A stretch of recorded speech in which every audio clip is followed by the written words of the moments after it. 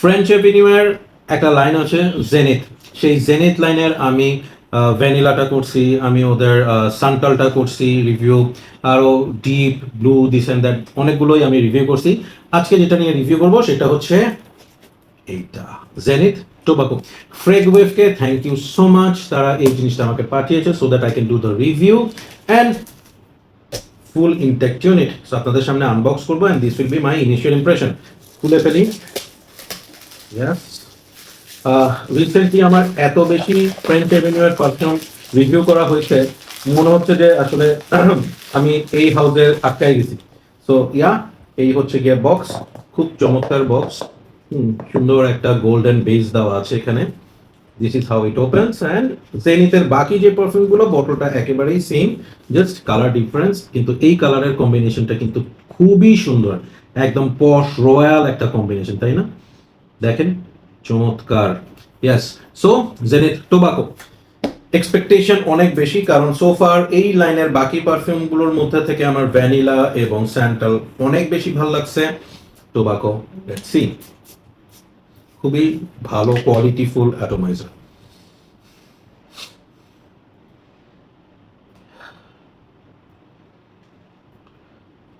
শুরুতেই খুব heavy dose of chocolate, মানে এখানে অনেক ধরনের চকলেটের মিক্স পাওয়া যাচ্ছে, vanilla base chocolate, sweet chocolate, dark chocolate, সব কিছুর একটা মিক্স।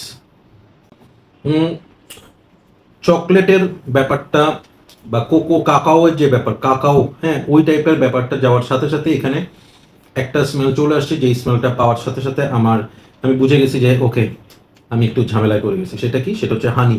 আপনারা অনেকেই জানেন যে হানি নোটটা আমি নিতে পারি না, আমার একটু প্রবলেম হয়। সো ইয়েস, জেনিথ টোব্যাকোতে most probably honey note use করা হয়েছে এবং হানি নোটটার প্রমিনেন্সটা অনেক বেশি।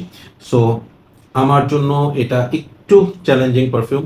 As you all know, I don't like honey note, বা আমার হানি নোটে একটু প্রবলেম হয়। বাট জেনিথ টোবাকোটা আমি বলবো যে it is more of chocolate and honey একটা perfume. To be very honest, আমি এখানে টোবাকোর খুব একটা ভাইব পাচ্ছি না। দেয়ার আর সাম লাইক একটু একটু একটা আর্থি টোন কেন জানি নিচে থেকে উঠতেছে, বাট ওভারঅল আমি যদি বলি স্মেলটা more of honey chocolate.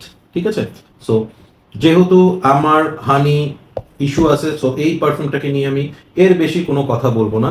Just এতটুকু বলবো যে এখানে টোবাকো নাম দিছে, but there is no tobacco at all.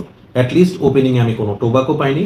আমি যেটা পাইছি এখানে mix of different kind of chocolates with touch of honey, touch of না, lot of honey and some earthy thing going on. So এইটাকে আমি রেটিংও করব না, আমি বলবো হচ্ছে যাদের হানিতে প্রবলেম আছে, পারফিউম নোটসের মধ্যে হানিতে ইস্যু আছে, এটা অ্যাভয়েড করবেন, লাইক মি।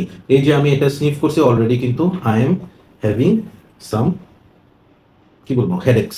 সো হানি নোটে যাদের ইস্যু আছে তারা এটা ট্রাই করবে না, কিন্তু যারা হানি নোট পছন্দ করেন তাদের জন্য এটা কিন্তু একটা ফাটাফাটি পারফিউম হবে, কারণ এখানে হানিটা অনেক অ্যাম্পড আপ, অনেক প্রমিনেন্ট। মানে আপনি শুরুর 1 মিনিট পার হইলেই আপনি হানির একটা বাড়ি খাবেন। ঠিক আছে?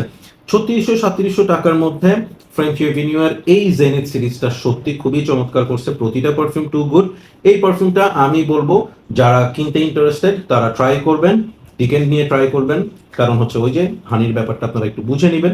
আদার দেন দ্যাট, যদি ফুল প্রেজেন্টেশন কিনতে চান, ফ্রেগওয়েভে খুবই ভালো প্রাইসে পেয়ে যাবেন। So thank you so much to Fragwave, যারা আমাকে এই ইউনিটটা সেন্ড করছে so that I can do the review. French এভিনিউয়ের এই পারফিউমটার মধ্যে কোনো ধরনের অ্যালকোহলিক ব্লাস্ট পাবেন না, আমি কোনো সিনথেটিক ব্যাপার পাইনি। ঠিক আছে? ভাল লাগছে, কিন্তু আমার যেহেতু ওই হানির ব্যাপারটাতে ঝামেলা আছে, সো এটার আমি বেশি ডিপে ঢুকতে চাচ্ছি না।